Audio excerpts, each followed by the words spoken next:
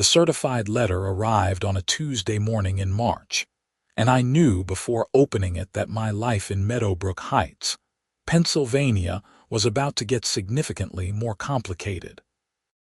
My name is Aaron Kellerman, and I had been living in this modest 3-bedroom ranch house for exactly 8 months when the Homeowners Association decided I was their new target. The letter, signed by none other than Barbara Hutchins, the HOA president, informed me that I was in violation of community standards due to unsightly salt stains on my concrete driveway that were detracting from neighborhood aesthetics and property values. I had 10 days to remedy the situation or face daily fines of $100. I stood in my kitchen, still holding my coffee mug, reading the letter 3 times to make sure I understood correctly. Salt stains on concrete in Pennsylvania. After one of the harshest winters we had seen in 5 years. Was this woman serious? The thing was, I had been meticulous about my property since moving in. My lawn was always trimmed, my hedges were neat, and I kept my trash cans in the garage except on collection days. I worked from home as a software consultant, so I had plenty of time to maintain things. But more importantly, I had noticed those stains the day I moved in. They were already there when I bought the house from the previous owner, Mr. Henderson, an elderly man who had moved to Florida to be closer to his daughter. I grabbed my phone and called my real estate agent, Marcus Chen, who had helped me buy the place. "Aaron, hey," Marcus answered cheerfully. "How's the house treating you, Marcus? Do you remember when we did the walkthrough? Did you notice any staining on the driveway?" There was a pause. "Yeah, actually, there were some light stains near the garage entrance. Why, is there a problem?" "The HOA is claiming I caused salt stains on my driveway and demanding I fix it within 10 days or face fines." Marcus let out a long breath. "Barbara Hutchins, you know her. Everyone in real estate around Meadowbrook Heights knows Barbara. She's been HOA president for 6 years. The woman runs the association like her personal fiefdom. I've had 3 deals almost fall through because of her antics. Look, do you have any documentation from when you moved in?" I took photos of everything when I moved in. It's something my dad taught me. Always document the condition of a place when you take possession. Smart man, your dad. Pull those photos and compare them to what's there now. If the stains were already there, you've got proof. But with Barbara, proof doesn't always matter. She's stubborn. After hanging up with Marcus, I went outside to examine my driveway more carefully. The concrete stretched from the street to my 2-car garage, about 40 feet long and 20 feet wide. Near the garage door, there were indeed whitish stains, the telltale marks of salt exposure over multiple winters. The concrete itself looked old, probably original to the house, which was built in 1998 according to the property records. I pulled out my phone and scrolled through my photos from moving day last August. There they were, clear as day in the afternoon sunlight, the same stains in the same locations. They might have been slightly more pronounced now after the winter we just had, but they were definitely present 8 months ago. Armed with this evidence, I decided to attend the next HOA meeting, which according to the letter was scheduled for Thursday evening at 7 o'clock at the community center on Willow Drive. Thursday arrived with unseasonably warm weather, one of those early spring days that made you forget winter had ever happened. I dressed business casual, printed out enlarged copies of my before and after photos, and drove the half-mile to the community center. The meeting room was already half full when I arrived at 6:45.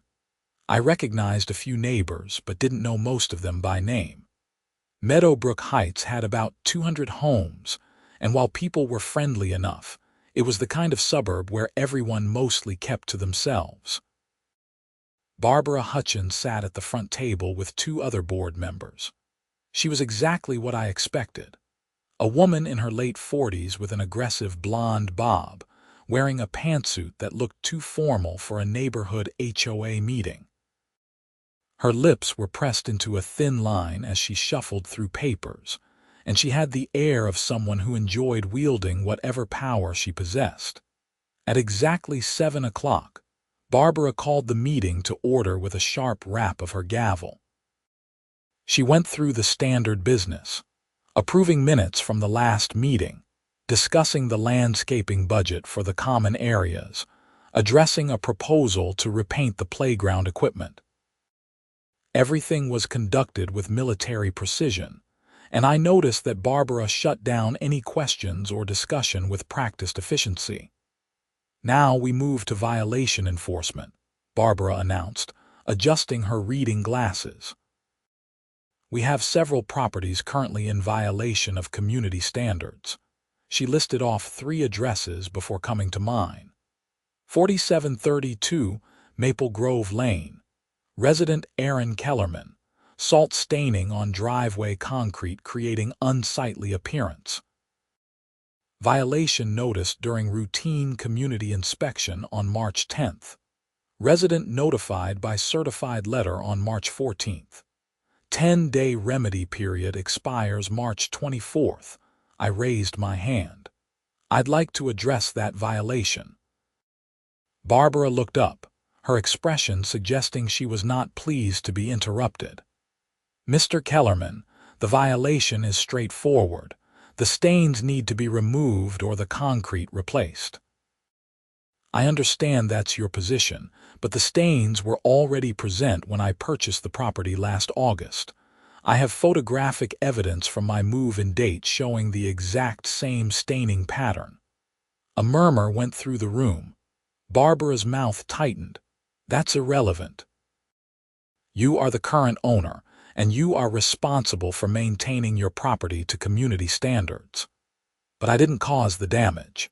These stains are from years of the previous owner using salt on his driveway during winters.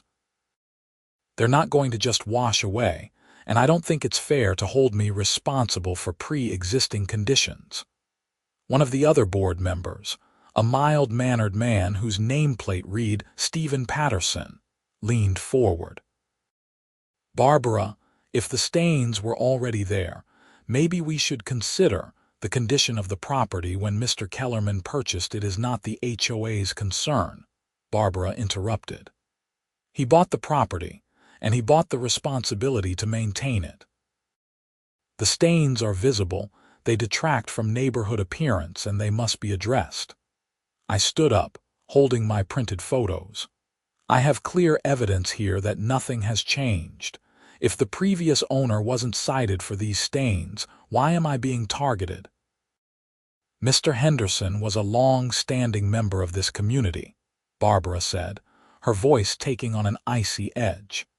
"He lived here for 23 years and served on the HOA board. We worked with him on various property issues over time. You, Mr. Kellerman, are new to the community, and we have standards that must be maintained." The implication was crystal clear. This was about something more than salt stains. This was about Barbara establishing dominance over a new homeowner, showing everyone in the room that she was in charge. "So you're admitting you're treating me differently than the previous owner for the same condition?" I kept my voice level, but I could feel my anger rising. "I'm admitting nothing. I'm telling you that you have a violation that needs to be corrected. If you fail to do so by the deadline, fines will begin accruing at $100 per day as outlined in the HOA bylaws section 12.4. I looked around the room. Most people were staring at their laps or their phones, unwilling to get involved. A few looked sympathetic, but no one spoke up. This was clearly how things worked in Meadowbrook Heights. Barbara ruled and everyone else just tried to stay out of her crosshairs. "This isn't over," I said quietly, gathering my photos. "No, Mr. Kellerman, it isn't."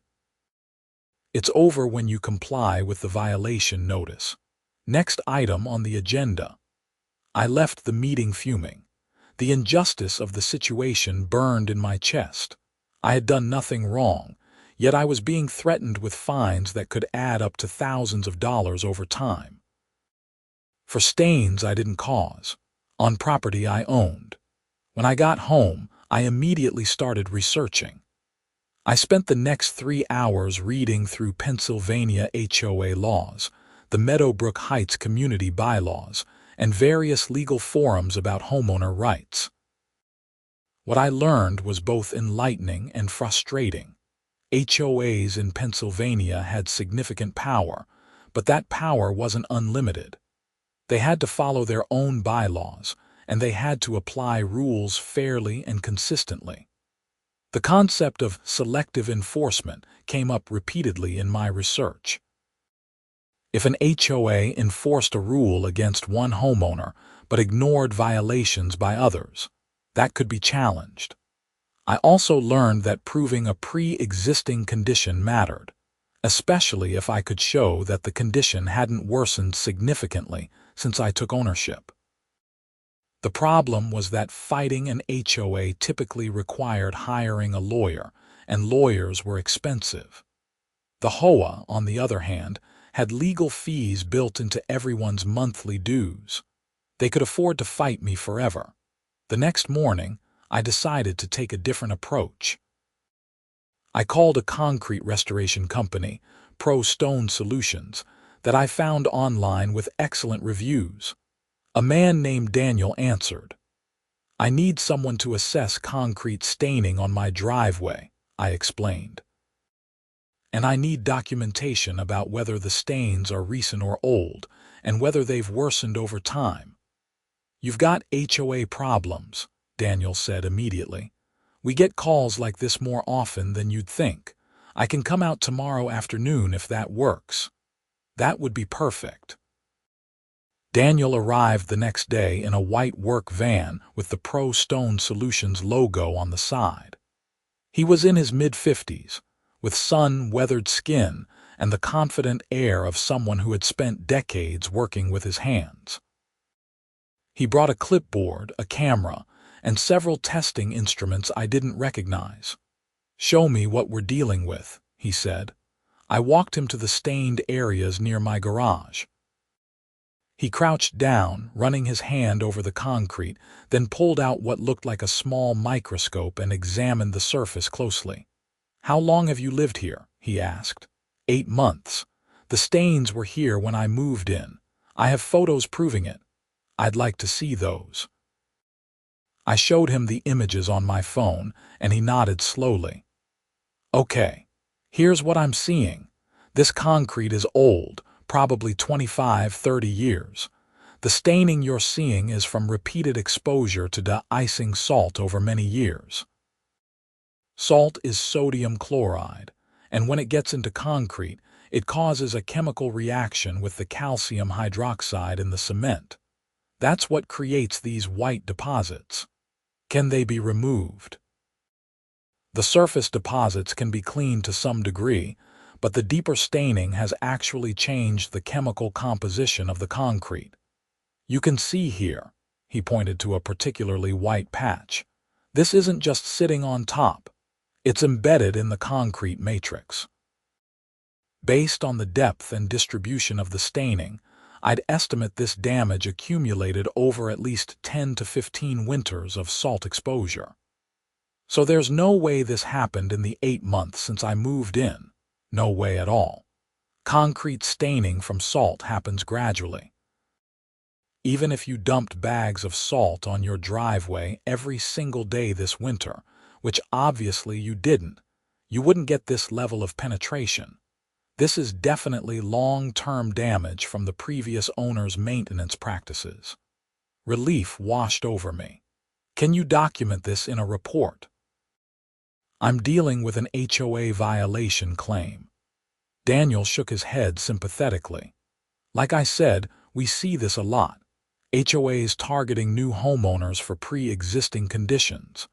Yeah, I can write you up a detailed report with photos, chemical analysis, and my professional assessment. I've been working with concrete for 32 years, and I'm certified by the American Concrete Institute.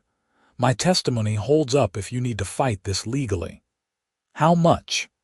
For the assessment, report, and documentation package, $300. If you need me to appear at a hearing or meeting, that's $200 an hour. If this goes to actual court, we'd have to discuss expert witness fees, but let's hope it doesn't come to that. Let's do the full assessment and report. Daniel spent the next hour conducting what he called a comprehensive concrete condition evaluation. He took dozens of photos, used pH testing strips on the stained areas, measured the depth of the staining with some kind of instrument that looked like a sophisticated probe, and made detailed notes on his clipboard. He even examined the unstained portions of my driveway for comparison. "I'll have your report ready in 2 business days," he said as he packed up. "But just between us, you might also want to check if other properties in the neighborhood have similar staining. If they do and they're not being cited, that's selective enforcement." That's a strong argument in your favor. After Daniel left, I decided to take a walk through Meadowbrook Heights. It was Saturday afternoon and the weather had turned beautiful, so lots of people were outside. I brought my phone and casually photographed driveways as I walked. The results were eye-opening. Out of the 50 homes I passed, at least 30 had visible salt staining on their concrete driveways or walkways. Some were worse than mine. A house on Birch Street had staining so severe it looked like someone had splashed white paint across the driveway. Another on Oak Avenue had entire sections of concrete that had turned pale gray from salt damage. I made careful notes of addresses and took photos that showed the house numbers. This was evidence of selective enforcement. Barbara had decided to target me specifically while ignoring the same condition at dozens of other properties. When I got back home, I found another letter from the HOA in my mailbox. This one informed me that because I had challenged the board in a disruptive manner at the meeting, I was being formally warned about my behavior. Any future outbursts could result in additional fines for violating community conduct standards. I laughed out loud, but it was a bitter sound. Barbara was doubling down, trying to intimidate me into compliance. She had clearly done this before and expected me to fold under pressure like everyone else probably did. She didn't know me very well. On Monday, I received Daniel's report via email. It was thorough and professional, spanning 12 pages with photos, chemical analysis data, and detailed conclusions. His summary was unequivocal. The salt staining present on the concrete driveway at 4732 Maple Grove Lane is consistent with long-term exposure over 10 to 15 years. The chemical penetration and physical characteristics of the staining make it impossible for this damage to have occurred in less than multiple winter seasons. Based on photographic evidence provided by the homeowner, the staining present as of August 2025 is substantively identical to the staining present as of March 2026, indicating no significant worsening during the current owner's residency. I printed multiple copies of the report and spent Monday evening drafting a formal response to the HOA.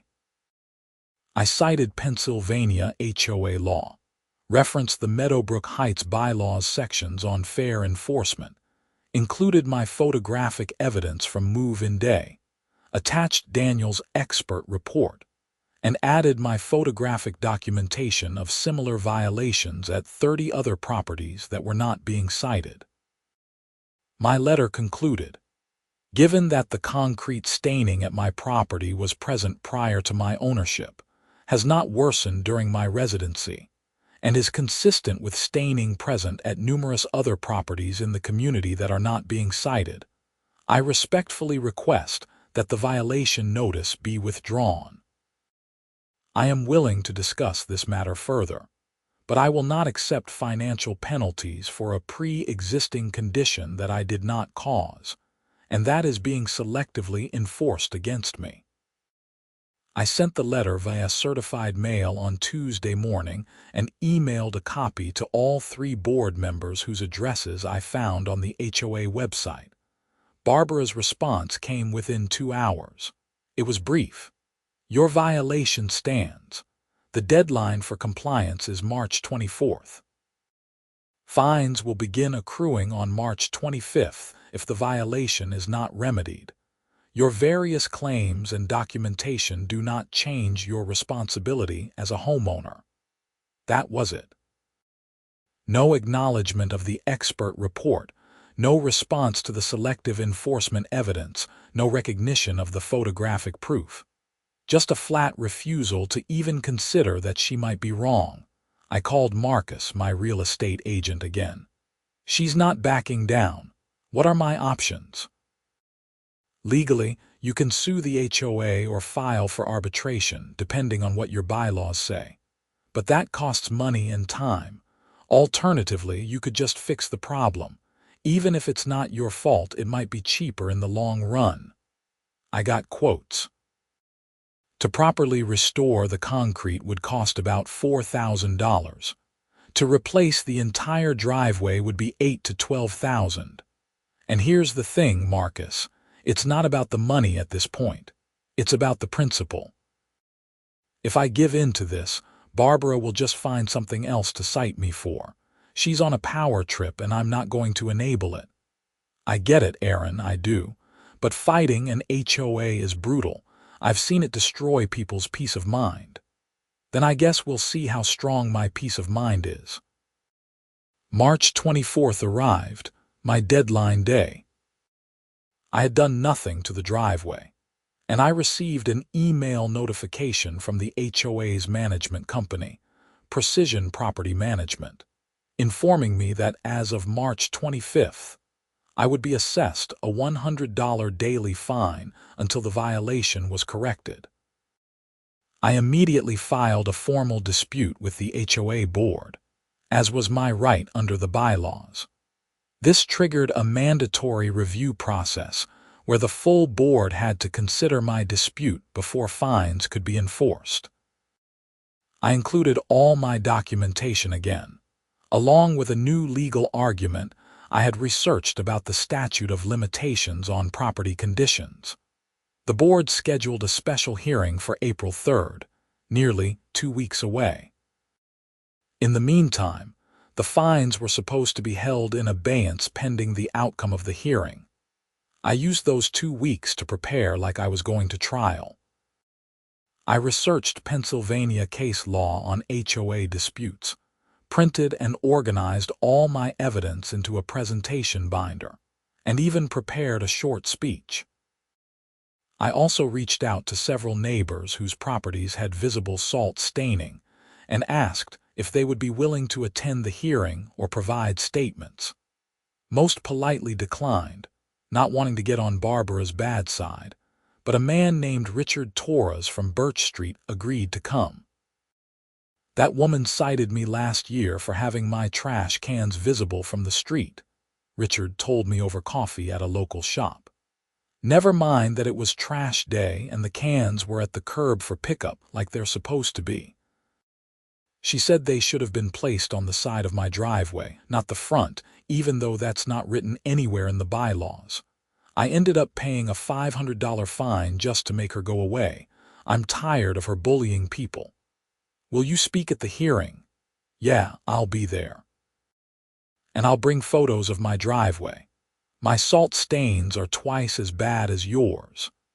The hearing was held in the same community center meeting room, but this time the atmosphere was more formal. Barbara sat at the center of the table with Stephen Patterson and the third board member, a woman named Michelle Crawford, on either side. There was also a representative from Precision Property Management, a young woman in her 30s with a laptop. About 20 residents attended, more than double the usual meeting turnout. Word had spread that someone was actually challenging Barbara, and people were curious to see how it would play out. Barbara called the hearing to order. We are here to consider the dispute filed by Aaron Kellerman regarding the violation notice issued for salt staining at 4732 Maple Grove Lane. Mr. Kellerman, you have 15 minutes to present your case. I stood up, my binder in hand, and walked to the front of the room. My mouth was dry, but I had practiced this. Thank you, Madam President. I'm here today because I've been cited for a condition I didn't create, that was present when I bought my home, and that exists at dozens of other properties in this community without any enforcement action. I believe this is unfair, contrary to our bylaws, and possibly illegal under Pennsylvania HOA law. I walked through my evidence methodically. First, the photos from move-in day showing the stains already present. Then Daniel's expert report, which I read key sections from aloud. Then my documentation of 30 other properties with similar or worse staining. Finally, I addressed the legal concept of selective enforcement. According to Pennsylvania law and our own bylaws, the HOA must enforce rules fairly and consistently. You cannot choose to cite one homeowner for a condition while ignoring the same condition at multiple other properties. That's the definition of selective enforcement, and it's not allowed. I'm asking the board to withdraw this violation notice and acknowledge that I should not be held responsible for damage that occurred before I owned the property. Barbara's expression throughout my presentation was one of barely contained irritation. When I finished, she didn't even pause before responding. Mr. Kellerman, we appreciate your thorough presentation, but you're missing the fundamental point. When you purchased your property, you accepted responsibility for its condition. The HOA has the right and the duty to enforce community standards regardless of when a violation occurred. As for your claims about other properties, we conduct inspections on a rotating basis, and other violations will be addressed in due course. Then, why haven't they been addressed already? I pressed. Some of these properties have had visible salt staining for years, according to other residents I've spoken to. Why am I being cited 8 months after moving in, but long-term residents are being ignored? Your timeline is irrelevant, Barbara snapped. The violation exists now, and you need to fix it now. Stephen Patterson cleared his throat. Barbara, I have to say, the expert report is pretty compelling. And if there are other properties with the same issue, maybe we should consider a community-wide approach rather than targeting individual homeowners.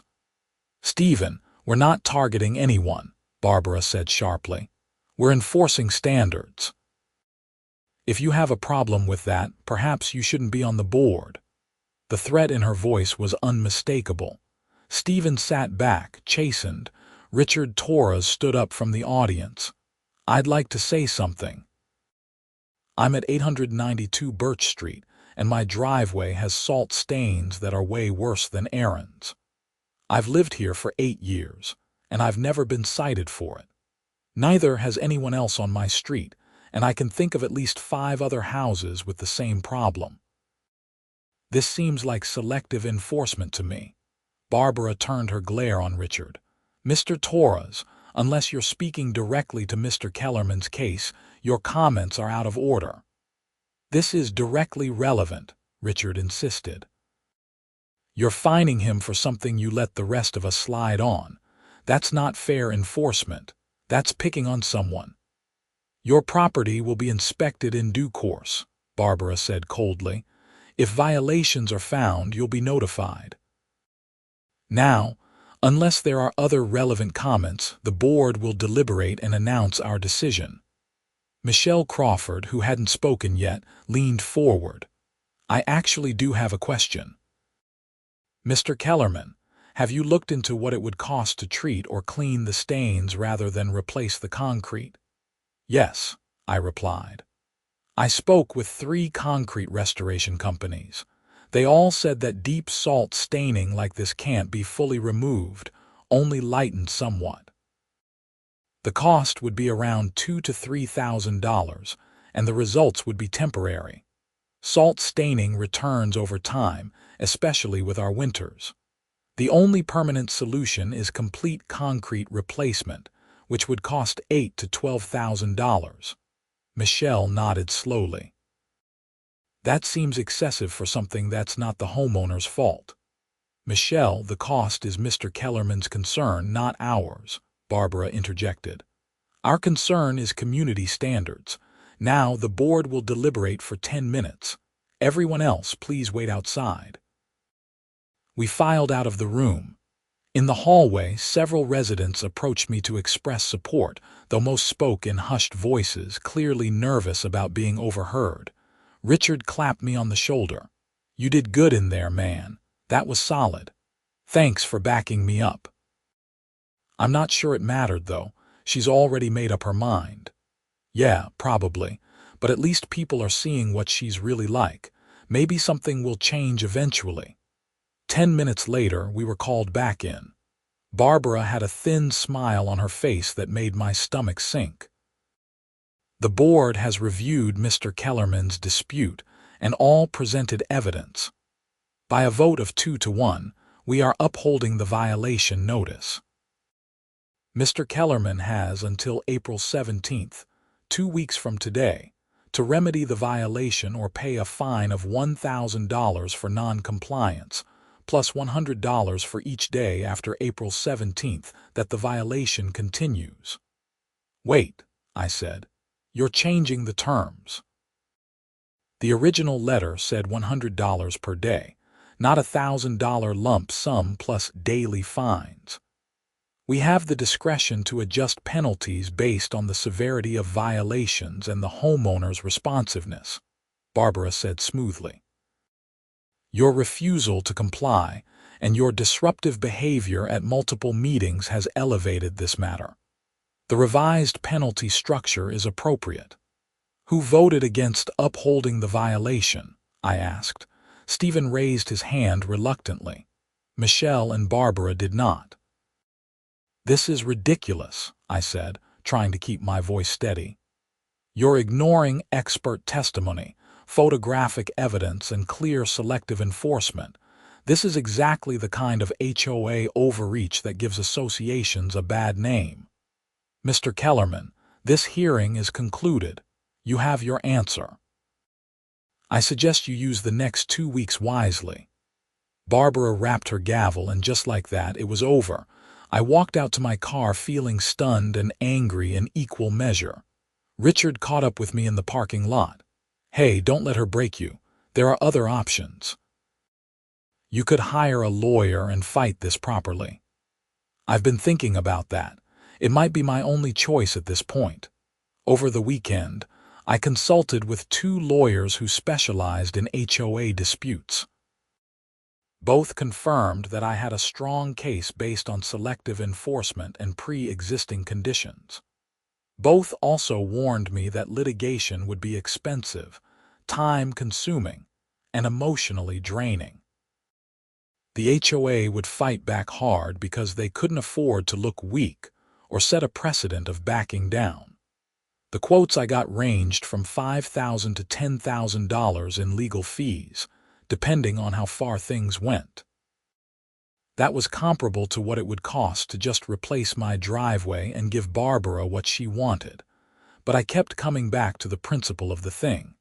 If I gave in, she would just target me again for something else. Bullies never stopped with just one victory. I decided to hire one of the lawyers, a woman named Patricia Hart, who had a reputation for being aggressive in HOA cases. She was in her early 60s, with gray hair pulled back in a bun and sharp eyes that missed nothing. The first thing we're going to do, Patricia said at our initial consultation in her office in downtown Pittsburgh, is file a formal complaint with your HOA's management company documenting all the procedural violations. Barbara changed your penalty structure without proper notice, which violates your bylaws. She also rushed the hearing and didn't give you adequate time to prepare for the new charges. Then, we're going to demand full inspection records for the entire community for the past 5 years. If they can't show consistent enforcement of this particular standard, we've got them on selective enforcement. How long will this take? Months, probably. Maybe longer. These things don't move fast, but I've dealt with people like Barbara Hutchins before. She runs the HOA like a dictator because no one challenges her. Once someone does, and does it properly with legal backing, they often fold. She's not going to want to spend the HOA's money defending a weak position if she thinks she might lose. And if she doesn't fold, then we go to court. We file for injunctive relief to stop the fines. We sue for damages and legal fees, and we make enough noise that other residents start questioning whether Barbara should continue as president. But let's start with the formal complaint and see where that gets us. Patricia drafted a detailed complaint letter that went out the following Monday, April 7th. It was 8 pages long and cited multiple violations of process by the board. It demanded immediate cessation of all fines, withdrawal of the violation notice, and production of 5 years of inspection records and enforcement actions. Barbara's response came through the management company 3 days later. It was dismissive and claimed that all procedures had been properly followed. As for the inspection records, the HOA would need 30 days to compile them, and there would be a fee for copying and administrative costs. Standard delay tactics, Patricia said when I forwarded her the response. They're hoping you'll get tired and give up. We're not giving up. We're going to file a demand for arbitration under your HOA bylaws. That forces them to engage with us in a more formal setting. The arbitration demand went out on April 15th. According to the bylaws, the HOA had to respond within 15 days and work with us to select an arbitrator. The process was supposed to be faster and cheaper than going to court, though Patricia warned me that the results could be unpredictable. Meanwhile, April 17th came and went, the new deadline Barbara had set. I received a formal notice that I was now being fined $1,000 plus $100 per day for continued non-compliance. The notice informed me that the fines would be added to my HOA account and would accrue interest at 10% annually. If the fines remained unpaid, the HOA could eventually place a lien on my property. They're escalating, Patricia said. This is actually good for us.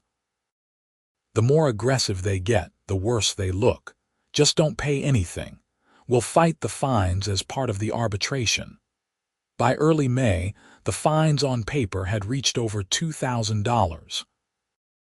I received increasingly threatening letters from Precision Property Management, each one more dire than the last. The latest one warned that legal action was being considered to collect the debt. Then something unexpected happened. I received a phone call from Michelle Crawford, the board member who had seemed somewhat sympathetic during the hearing. "Mr. Kellerman, this is Michelle Crawford from the HOA board.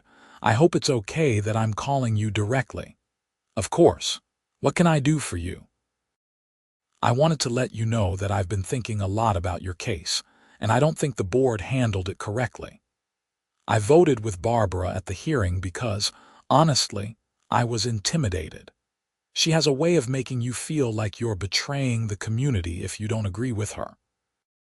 But after sleeping on it and after reviewing the documents you provided, I think you're right. The stains were there before you moved in, and we shouldn't be holding you responsible." I sat down, surprised by this development. "I appreciate you saying that, Michelle. What made you change your mind?" "A few things. First, I went and looked at your driveway myself and compared it to the photos you showed from when you moved in. You're right, there's no meaningful difference. Second, I drove around the neighborhood like you did and photographed other driveways. You're also right that lots of properties have similar or worse staining. We've never cited any of them, which makes this selective enforcement. And third, I talked to the previous owner, Mr. Henderson. He confirmed that he used rock salt on his driveway every winter for over 20 years, and that the staining was definitely present when he sold the house. That's all really helpful. Are you willing to share this information with my lawyer? Yes, I am. And I'm also going to vote against Barbara at the next board meeting when this comes up again. I don't know if it will make a difference, but I think it's the right thing to do. Thank you, Michelle. Seriously, thank you. Not many people are willing to stand up to Barbara. She's been running this HOA unopposed for too long. Someone needs to stand up to her. I immediately called Patricia and filled her in on Michelle's call. Patricia was pleased. An insider willing to testify or provide evidence is huge. It confirms everything we've been saying. Let's set up a time for me to talk with her directly and get a formal statement. Over the next week, Patricia interviewed Michelle and prepared a detailed statement outlining the board's procedural failures and Barbara's intimidation tactics. Michelle also provided copies of internal HOA emails that showed Barbara had specifically targeted my property during what she called a new resident inspection, something that wasn't actually part of the regular inspection rotation. The arbitration process moved forward. We finally selected an arbitrator, a retired judge named Harold Sinclair who had experience with property disputes. The hearing was scheduled for June 12th, nearly 3 months after this whole nightmare began. Patricia used the interim time to gather more evidence. She deposed Barbara and Stephen Patterson, getting their statements on the record. Barbara was combative and dismissive during her deposition, insisting that she had done nothing wrong and that I was a troublemaker trying to avoid my responsibilities. Stephen was more measured, but admitted under questioning that he had never seen the HOA cite anyone for salt staining before my case. Patricia also hired her own concrete expert to examine my driveway. This expert, Dr. Raymond Foster, was a materials science professor from Carnegie Mellon University who specialized in concrete analysis. His report corroborated everything Daniel had found and added even more technical detail about the chemistry and timeline of the staining. By the time June 12th arrived, we had built an overwhelming case.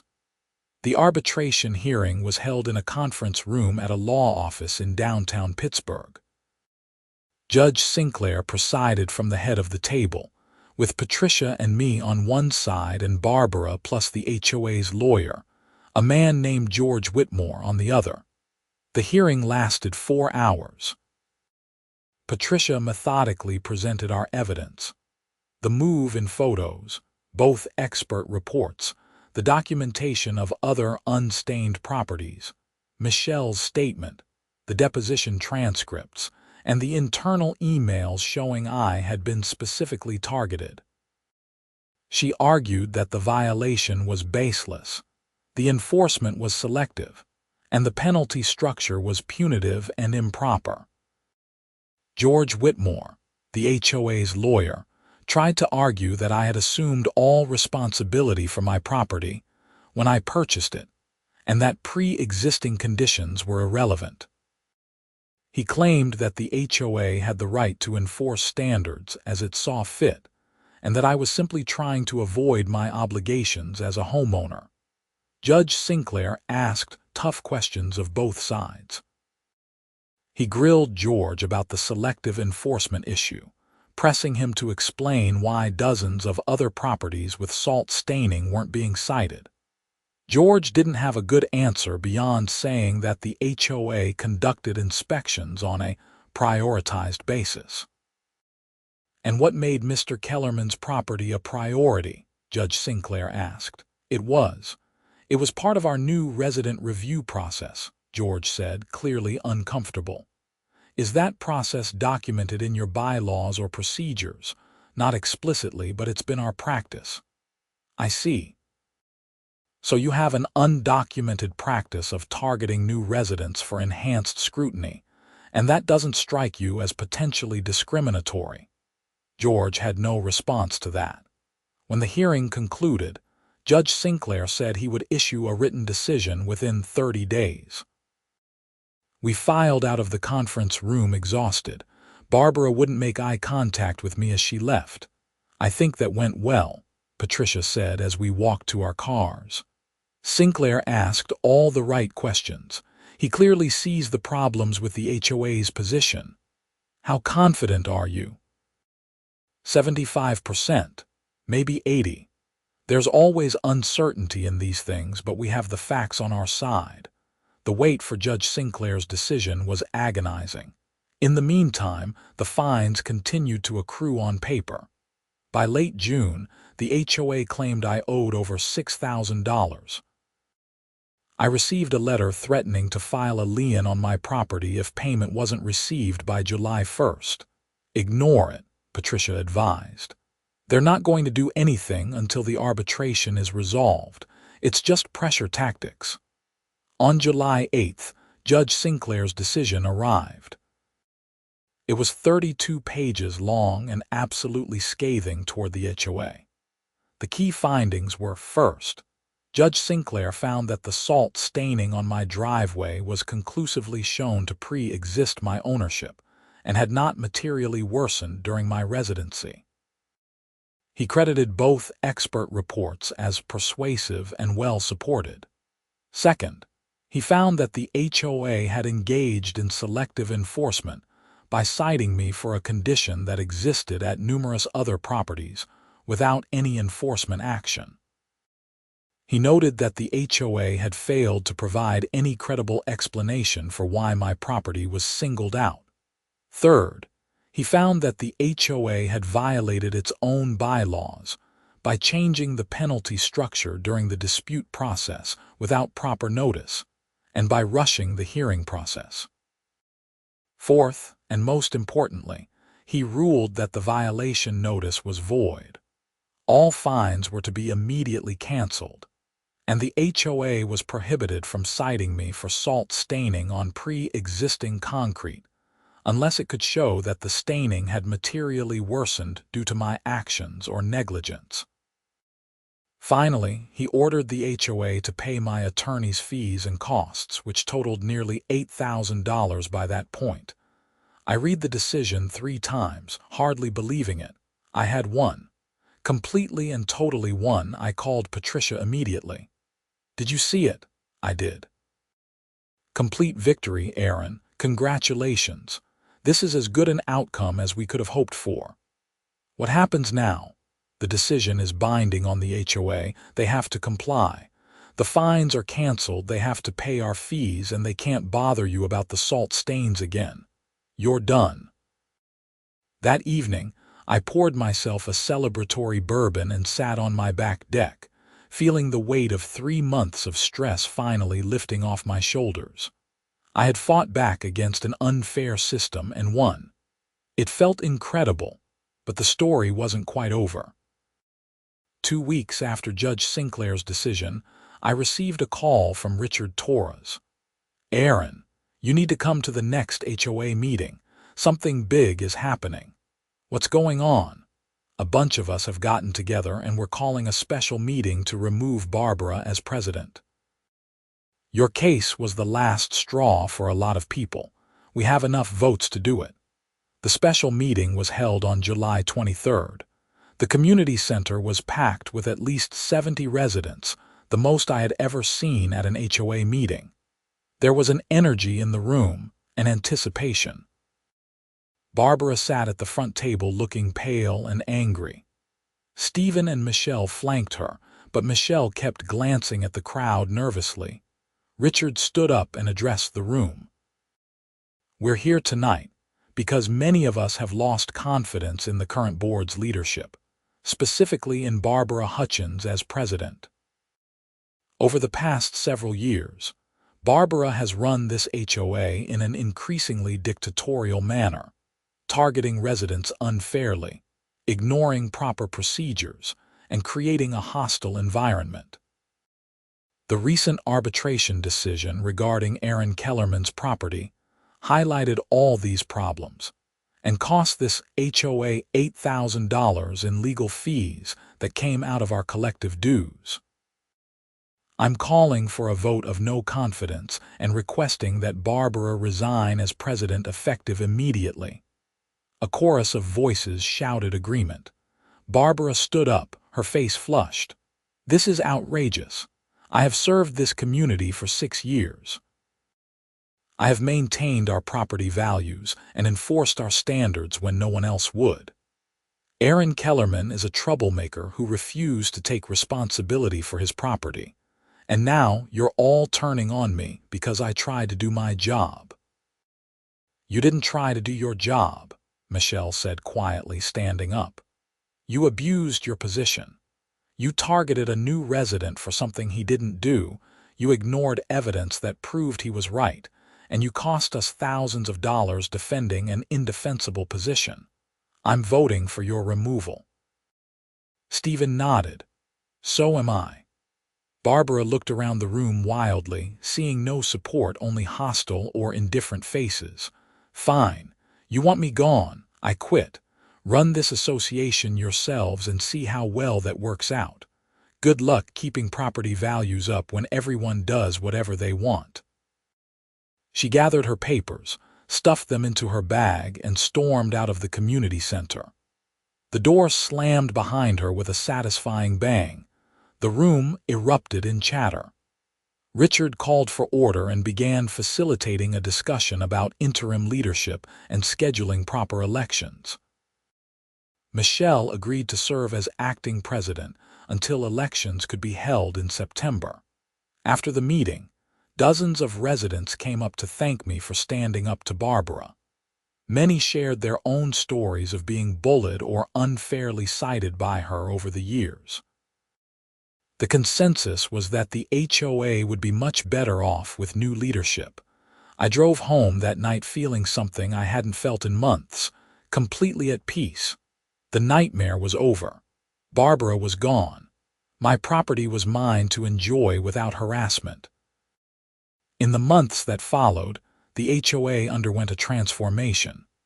Michelle was elected president in September, and she brought a collaborative, reasonable approach to the role. The board established clearer procedures for inspections and enforcement, created an appeals process that actually worked, and stopped using the HOA as a tool for petty power plays. My driveway's salt stains remained. They didn't bother me anymore. They were a reminder of what I had fought for and won. Eventually, I would need to replace the concrete when it reached the end of its useful life, but that would be my choice, made on my timeline, not because some tyrant with a gavel demanded it. Richard Torres became a good friend. We started having regular barbecues where we'd invite other neighbors over, building the kind of actual community that had been missing under Barbara's reign of intimidation.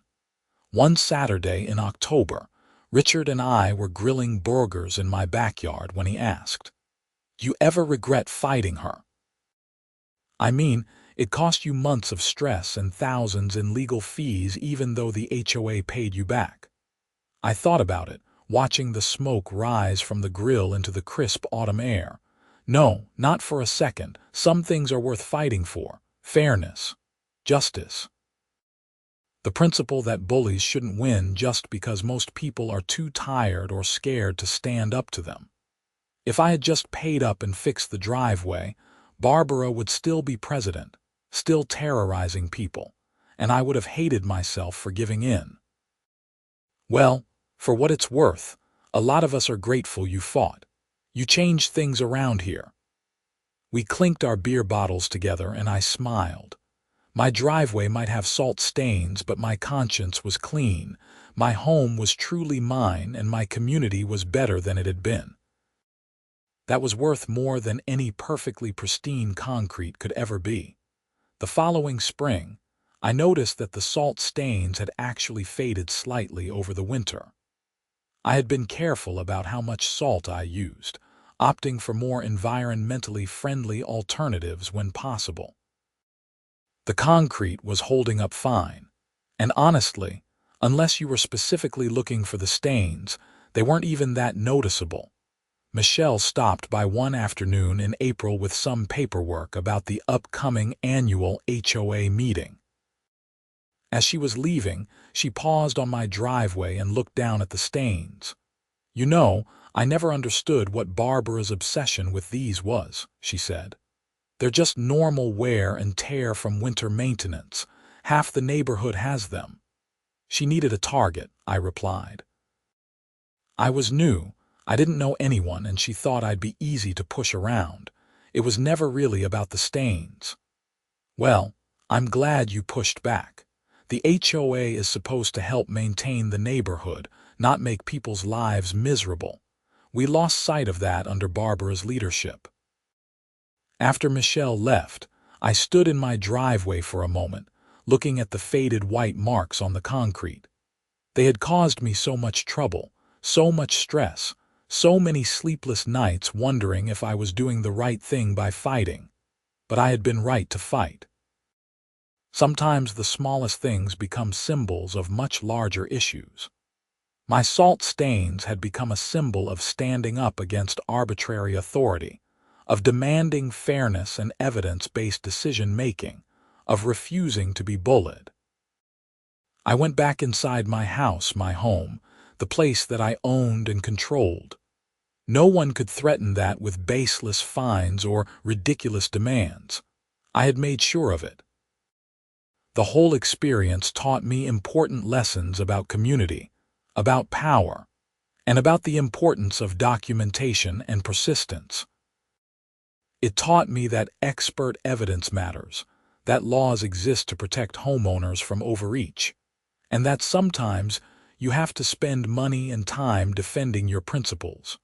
Most importantly, it taught me that I was stronger than I thought. I had taken on an entrenched power structure, faced down intimidation and threats, and won. Not because I was rich or connected or special, but because I was right and because I refused to back down. As summer arrived and I spent weekends maintaining my lawn and garden, neighbors would sometimes stop to chat. More than once, someone would mention how much better the HOA had become, how reasonable Michelle was compared to Barbara, how nice it was to not live in fear of arbitrary fines and violations. I always felt a quiet pride in those moments. I had been part of making that change happen. By standing up for myself, I had inadvertently stood up for everyone. My concrete driveway, with its permanent reminder of winters past and battles won, remained exactly as it was. And that was perfectly fine with me.